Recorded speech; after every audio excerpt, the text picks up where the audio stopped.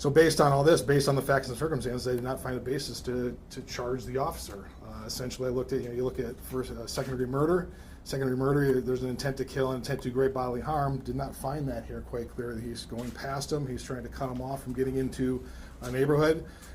Can you say that the natural tendency, the likely act, is to cause death or great bodily harm when you're trying to cut in front of somebody and stop him from going there? He clearly, if you wanted to run him over, he could have just gunned it right at him, and there's no evidence of that once again. Talking with the medical examiner, he didn't get thrown.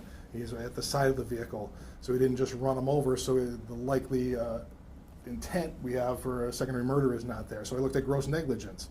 And gross negligence is very similar. I don't use this as much, but the defendant is aware of the risk, but to the ordinary mind, it must be apparent that the likely result is to prove disastrous to another. And once again, given the speed, 22 miles an hour, he's trying to apprehend what he believes are dangerous individuals. This is not, you don't take this as just, what happens here, there's a kid running. They have run from the police in Holland just before this. They had extensive chase here. There's a possibility of guns being involved. Given the totality of the circumstances, at that speed, I can't say to the ordinary mind that death or great bodily harm is going to result. Obviously, the execution did not happen in terms of how he executed his trying to pull in front of him didn't occur properly. But the fact he's trying to do that is not enough to prove gross negligence for some sort of involuntary manslaughter charge.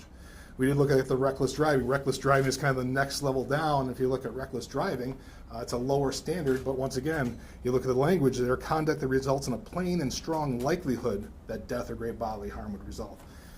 I can't say there's a plain and strong likelihood at that speed, given the circumstances and everything like that. So we're left, once again, the only thing we have was a moving violation causing death. A moving violation causing death is kind of some sort of a civil infraction, a ticket, if you will. But when you look at the civil infraction, there is a specific statute, MCL 257-603, it kind of grants leeway to officers responding in an emergency situation. And when you're responding in an emergency situation, they can do things that we can't do or other people can't do. They can run stoplights, they can exceed speeds, they can do stuff like that. So it's hard to point at a civil infraction that he would have committed. Driving over the curb, yeah, none of us can do that. But in a pursuit, there are certain things officers can do when they're trying to apprehend what they believe at the time is a dangerous individual. So looking at all that, I did not believe there was a sufficient basis to file any criminal charges against the deputy. But that does leave the juvenile who led the police on this chase, and that's why I said we're charging him with the fleeing and eluding first.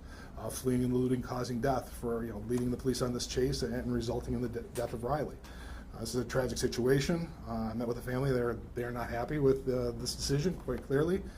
So we had a long discussion, and I'm sure they think the deputy should be charged. But based on my analysis of the law, based on everything I've looked at, I just find no basis to charge the deputy